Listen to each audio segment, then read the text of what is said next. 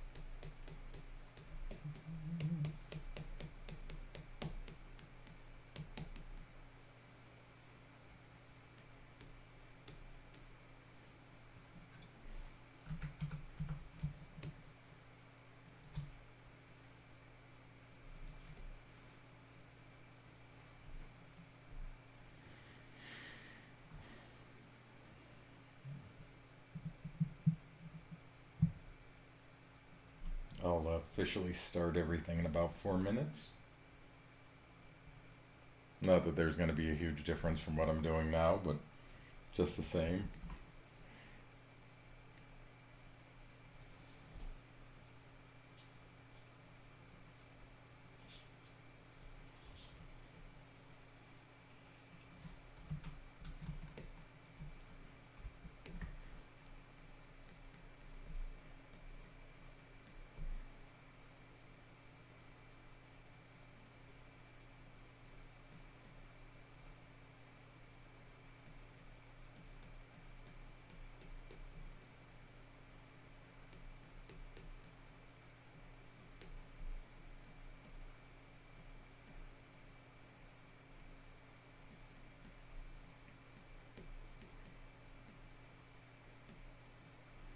And if anybody has any questions or thoughts or anything, random ideas, feel free to throw those out um, to your best discretion.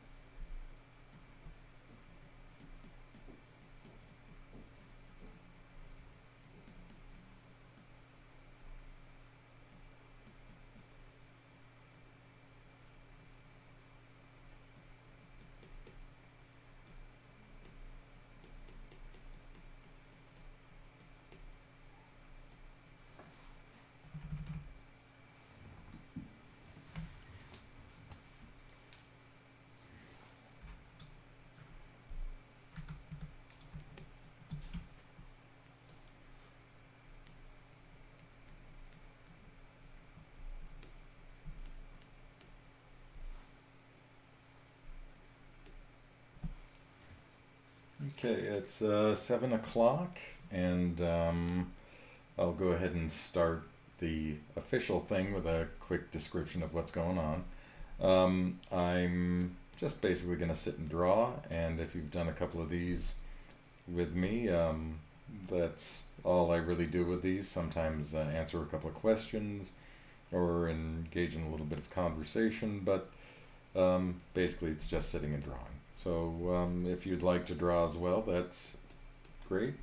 If you don't want to, don't feel free. Feel free to do what you want. This isn't a teaching or a lesson of any sort. It's just a thing to sit and draw and sit and watch and how drawing works if you'd like. So that's about it. I'll shut up now and I'll get to work. So if you have any questions, feel free to throw anything out, and yeah.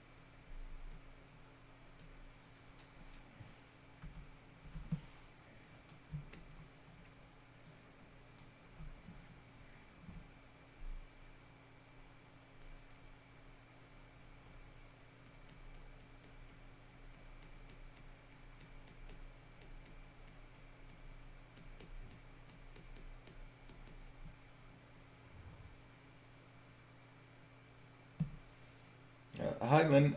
No, I'm just going by imagination. I usually work in imagination. I tend to prefer it that way. Usually, I only use reference when I'm doing portraits, and about halfway through the portrait, I ditch the references. Then to I try to spend the first part of the portrait gaining some acquaintance of what seems to be the mechanisms of the face, their particular signatures, and then I try to infer from there. I like the puzzling around it. I think is part of it, and I also get to see the image emerge, almost like an audience member would get to, which is kind of interesting to me. Um, but yeah.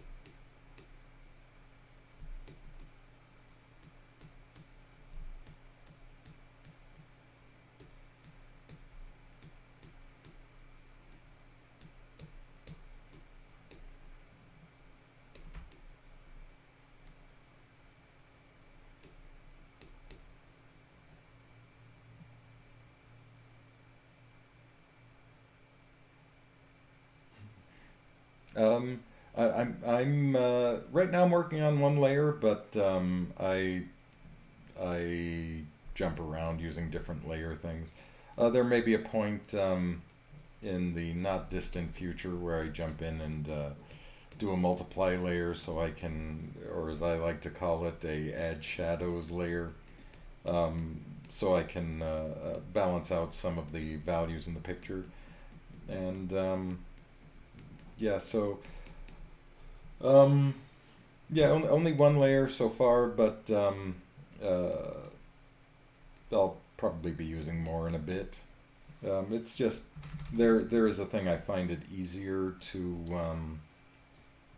work with as few components as possible, so I don't have to navigate over and over with various aspects of the drawing, and only bring in complexity, basically only bring in complication when it's absolutely necessary. So for the most part, I don't use a lot of layers to experiment or safeguard. I try to temper that with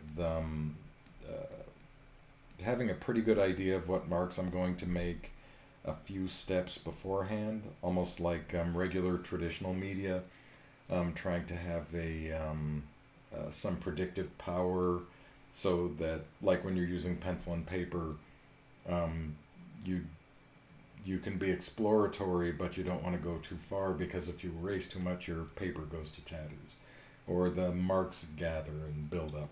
So I like to kind of keep the same discretion in digital, and I'm anything you see me doing here, I'm actually 10 steps ahead, and my hand's just trying to catch up. And feel free to ask further if you want to.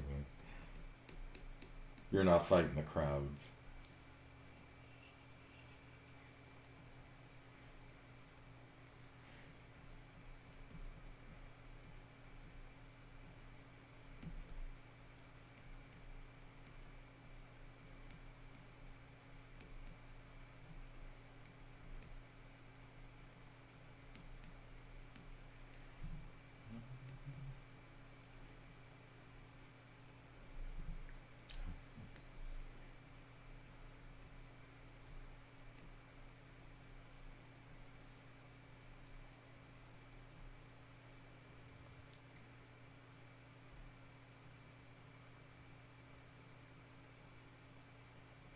Hmm.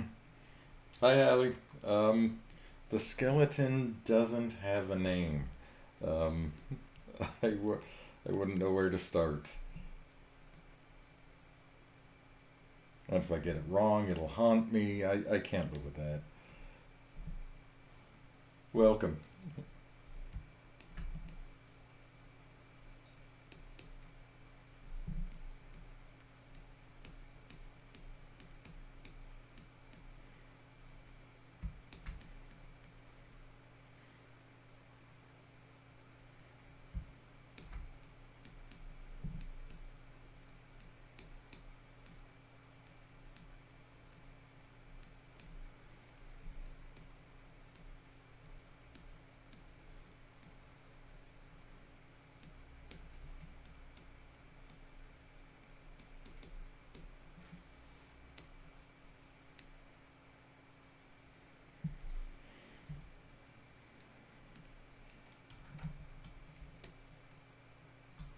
Is it helpful or irritating having me in the corner like this? I'm trying to figure out a format to uh, balance out the imagery here, and I've heard things like when I do demonstrations or teach in person, sometimes it's mentioned that like watching me do it is helpful, and that doesn't even necessarily mean my hands, although sometimes it does. So I'm trying to accommodate that, but I feel like it's a weirdness having me hovering, um, hovering in the corner. So if this format is annoying, let me know, and I'll figure out other means of getting there. Also, if you are looking to, so part of the purpose around this is to start building up some, at least among people I know and who follow my work, um, build up some acquaintance with demystifying some of the anxiety driving parts of art. Like if you're an artist or an art student, the biggest battle I fight when trying to teach art classes is the um, anxiety, the imposter syndrome, the superstition and mythology around what art is and how you're supposed to address it, and the military like discipline around it. And I'm trying to figure out a little bit a good format to just show that this is something that can be done. It isn't a huge battle. It's a difficult process, but not difficult in the way that people are usually saying. Um, it can be done in all kinds of different ways, and it's easy just to relax. So that's kind of some of my ideas around doing these demonstrations, is to just, like when I was a kid and my mom's a painter, I would the painting was environmental. It was something she normally did. It was never a big deal, and it became easily contagious because it wasn't a struggle, a labor, a chore. It was just our evening routine. And I've found that when I sit with students or other people drawing with me, that just the most relaxed coming up with ideas and so on and so forth does a great deal to teach, even more so than recipe style instruction and so on. So, yeah, just some thoughts there. Oh, I can zoom in now. Are you sure you want that? I can zoom into the picture. Maybe that's what you mean. I think zooming into my face might not be ideal.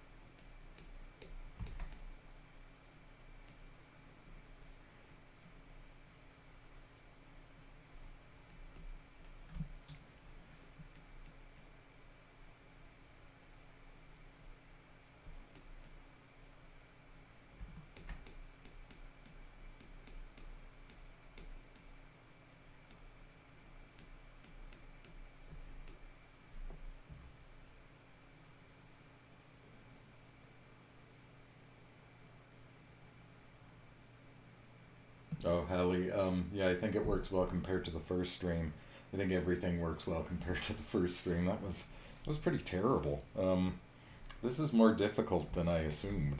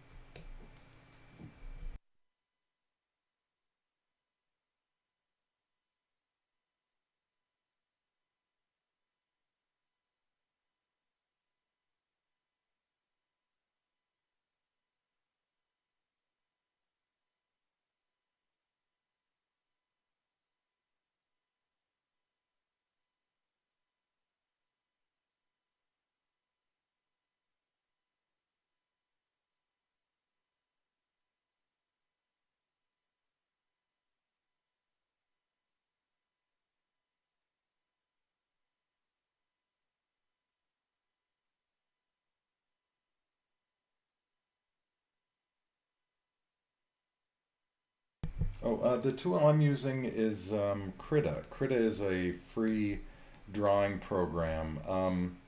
I actually prefer it to Photoshop for drawing. I use Photoshop now primarily for photo editing and things along those lines, much more so than doing painting. I used to use Corel Painter quite a bit. Um, uh, Both programs, Photoshop and uh, Corel, I don't find as useful as I do uh, Krita. Krita is pretty straightforward, and it's pretty darn nice. So go to krita.org and get yourself a copy of Krita and use it all the time. Or else. Sorry. I can imagine that did not look threatening at all. I don't think I have that kind of demeanor, I'm afraid.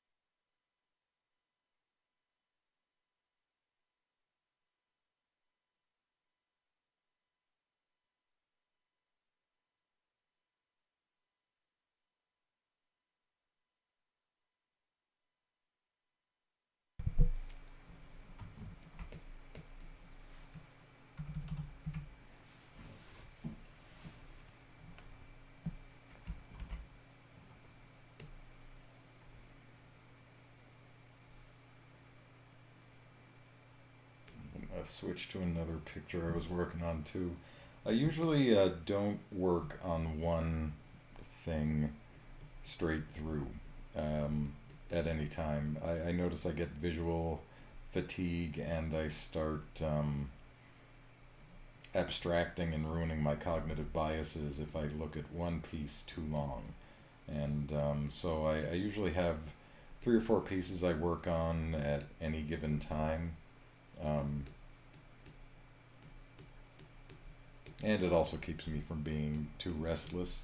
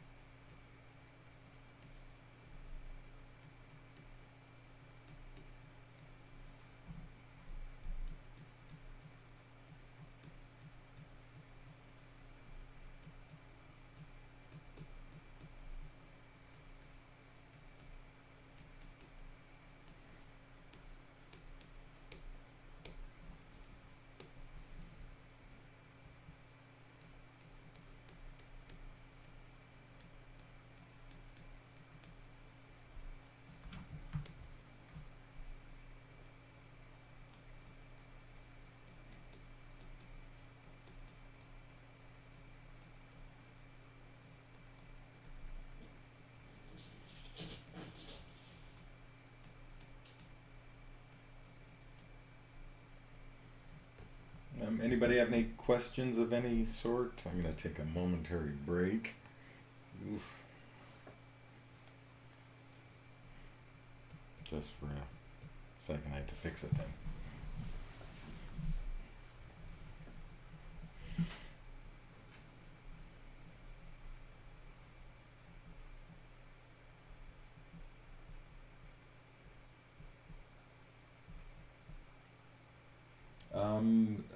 Lynn asked, your figure's anatomy is beautiful and accurate. Thank you. How did you learn your skills in anatomy? Obviously, you're wicked talented, but wicked smart. But I wouldn't. But I would love to know more about your training. Um, uh, I'm self-taught, but I've trained quite a bit. So I started, as I say, uh, my mom's a painter and my dad's a photographer and musician, and so it was always environmental. And my mom always had art books around, so I started studying anatomy about the age of 8.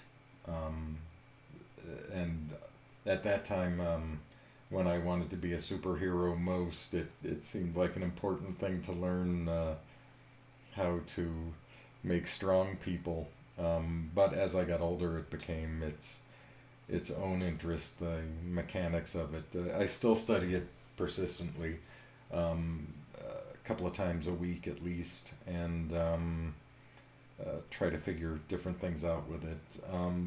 But no formal training in it. Um, uh, just a lot of study. If that answered the question.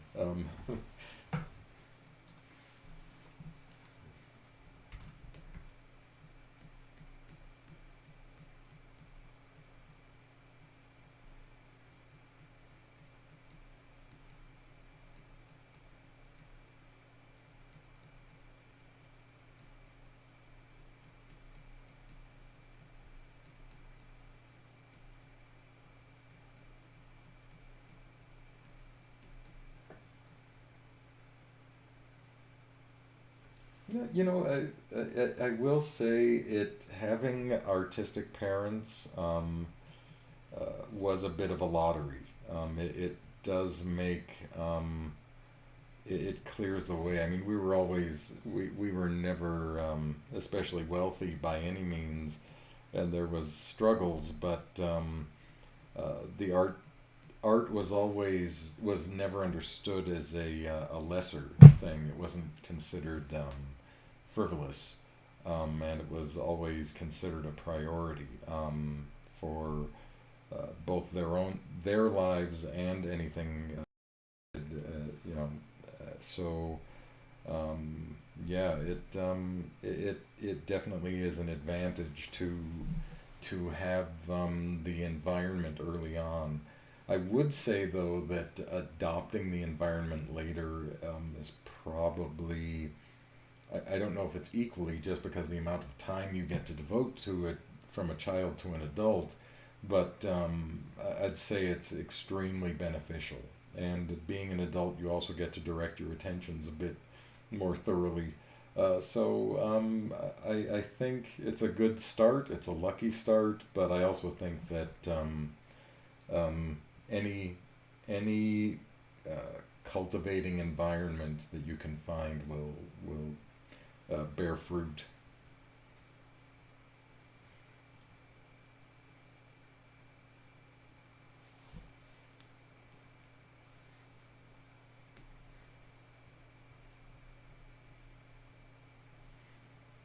Um, Lynn, in response to Lynn, not fair, feeling pretty average at the moment, very average. I wouldn't. There is a trick to, if you study for 3 days any of the things with drawing for about an hour and a half, 2 hours, um, and just take 3 days to do it, and just rest and relax for about 3 days, and then set back to it, you'll find you make a noticeable jump. Um, part of uh, part of doing any drawing or any habitual anything is that you you have to keep it fresh, and the memory and habits around it strong. Uh, when you put in the new inputs, though, if you draw, as I say, for a couple of hours every day, you'd be surprised how fast your brain assimilates it and starts trying to assemble a new set of habits around it. It does it in the background while you're not studying. People often get frustrated studying art because they're expecting that they think that when they look at a thing that they've aimed attention to learn, and now it should just fit in their brain, but that isn't how it works. Your neurons need to build new bridges to the other neurons, and that takes time, like days, or months, and then it takes time to assimilate and um, uh, condense and make compact, basically to archive this information so it becomes reflexive. So um, it may seem a bit of a struggle the first few days you're doing it, and you may feel rusty, but don't believe that's the standard. That's just the aches of not exercising. Understand that after a couple of days of just even casually doing this, after about 3 days, you'll notice that your work from 3 days before has shifted up a couple of notches. So yeah, don't feel too bad, and don't focus too much on the feeling of average. Um, it won't assist in any progress you're making, but also it'll be a distraction. It's demoralizing. So the other idea is noting that in a couple of days you know, once you set to work on something, in a couple of days you'll start to build a little bit more drawing muscle, as it were.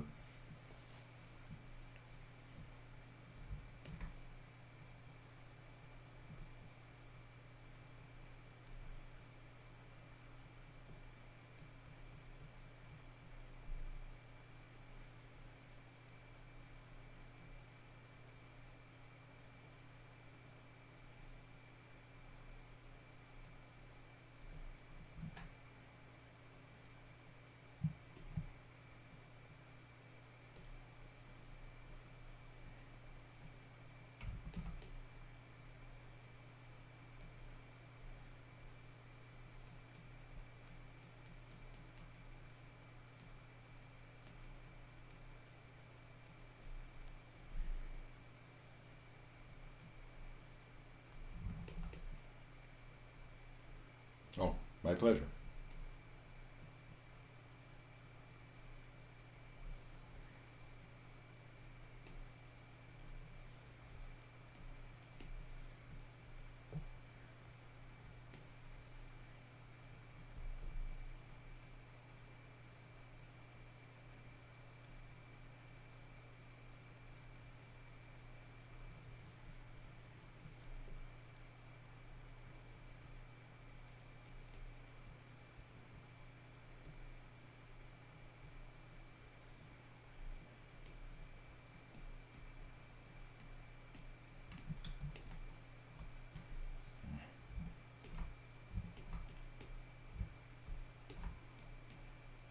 Of course, I have the feet placed wrong. Why wouldn't I?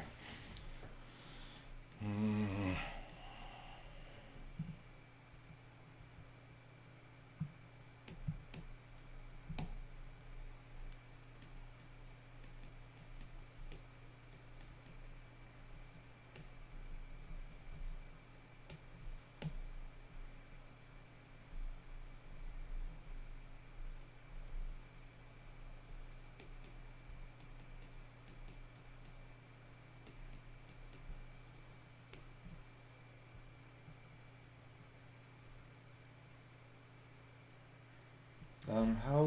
Hallie asked, how hard is it for you to make the transition from this style of art to animation style?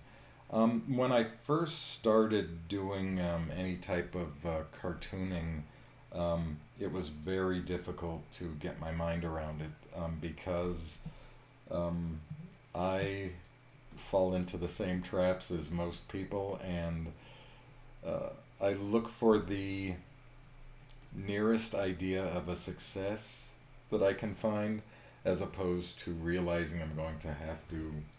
It's everything is a frontier in art, so you have to make it up as you go and figure out your own new method. So it took me a little bit and a lot of not feeling very confident with cartoons until I actually sat and wrote out exactly what and why cartoons exist, how they first appeared, like cartoons from Carton. They used to do sketches on the cardboard for cartons to use a quick and cheap way of doing things. They also did it abbreviated, so cartoons don't have the full package of the uh, cognitive set that you use to do precise visuals. So you can do like line work and you don't have to throw in any color or value. It's to be a little annoying and technical with it. A lot of drawing is making way for your brain to understand the experience of vision the way your brain does it itself. Your brain has the hierarchy of the visual cortex, which is a set of systems like seeing dark and light, seeing transition and value, contrast, value, color, facial recognition, motion recognition. Um, it's got a stepped and more complex combination as you go up. Drawing is actually mapping that outside for your brain to latch onto.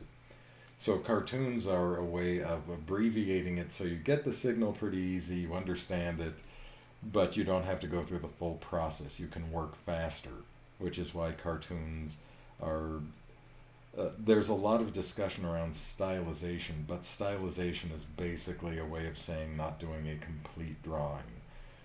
If you think of it as uh, blurriness, it isn't super clear. You're not hitting the precise amount of vision that would be great to see something. So it's stylization is blinding you in certain ways. If you're going to accept that constraint, like to do cartoons or to do characters, there is some playground there where you can, knowing you have constraints, you can go, okay, I can't do the full set. How can I take the small set of components I have and exaggerate and emphasize so they compensate? And when I started to understand that and think of it in those terms, it became a lot easier for me to understand how I might go about abbreviating visuals to tell the type of stories that I usually tell. So it took a little bit of a little bit of analysis and struggle to get to something I thought was effective and functional, but also wasn't copying every other cartoonist and animator out there. Man, that was really long. I am so sorry. Uh, I hope that wasn't too complicated. Oh.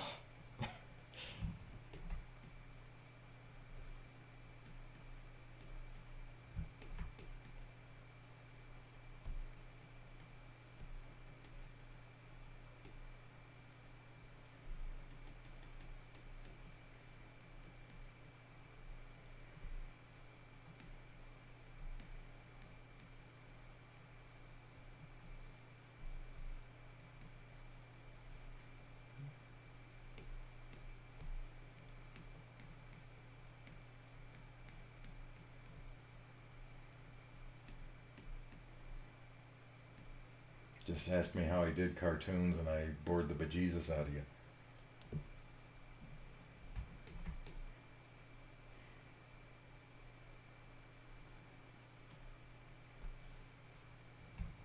Ask me the time and I'll tell you how to make a watch.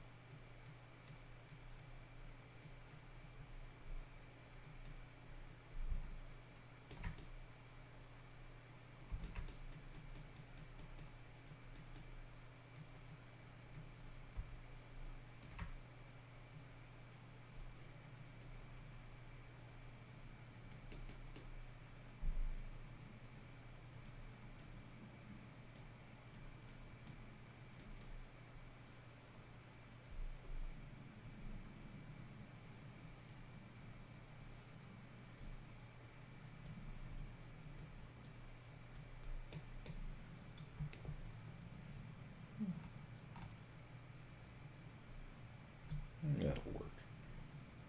I'm going to jump back to Ebenezer Scrooge.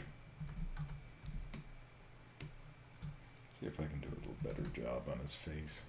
I'm going to do this on another layer in case I mess it up badly.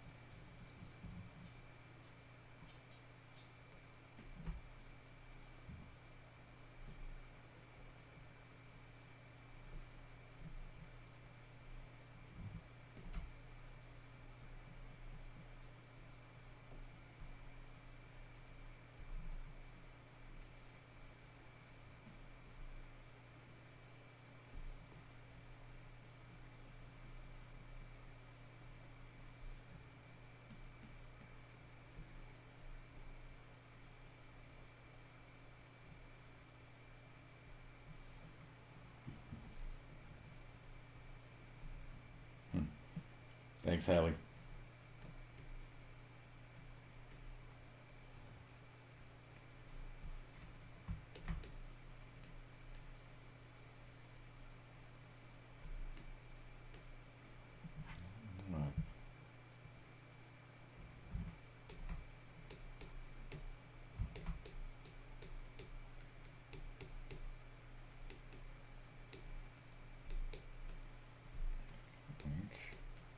If I'm remembering the clothing right, I didn't get this quite right.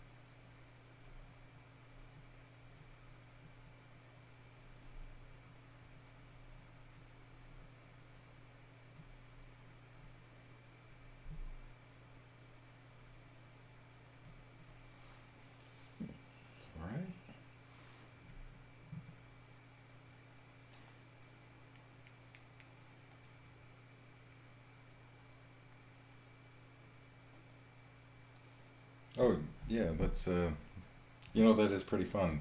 Um, let's turn the layer on and off and see the difference. Um,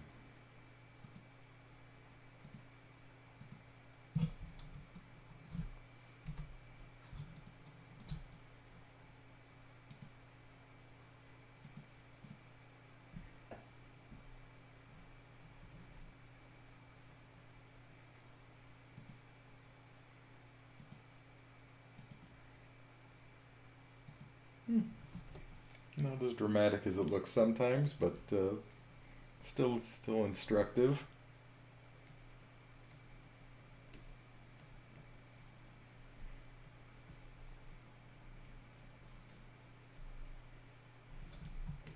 I don't want to give him a goiter. He's got enough problems as it is.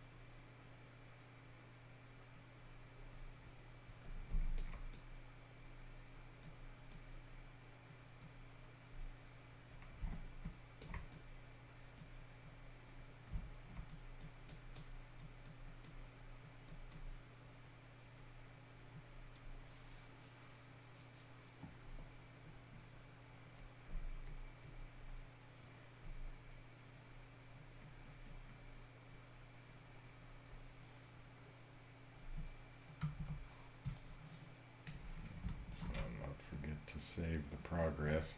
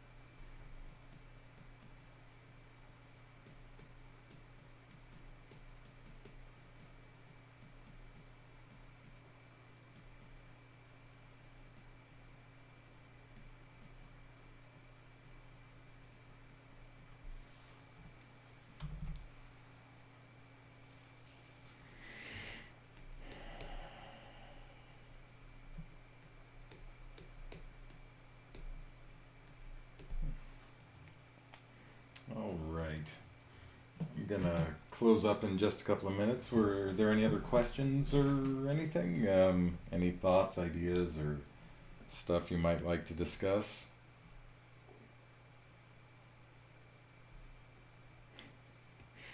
What a ridiculous set of questions. I'm so sorry.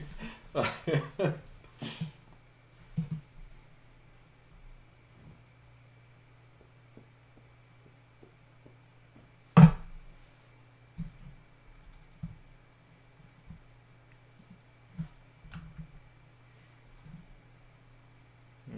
look at this guy before and after.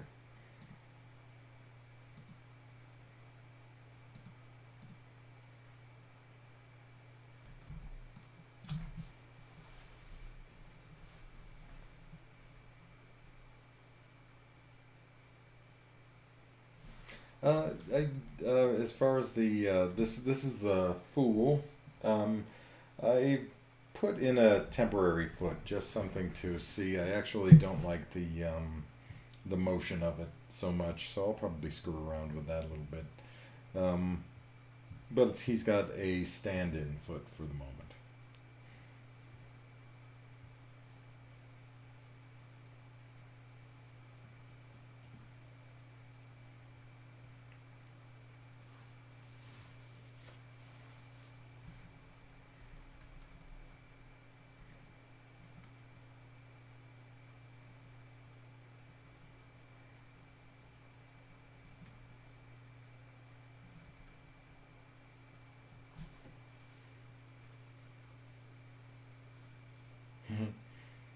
Exactly.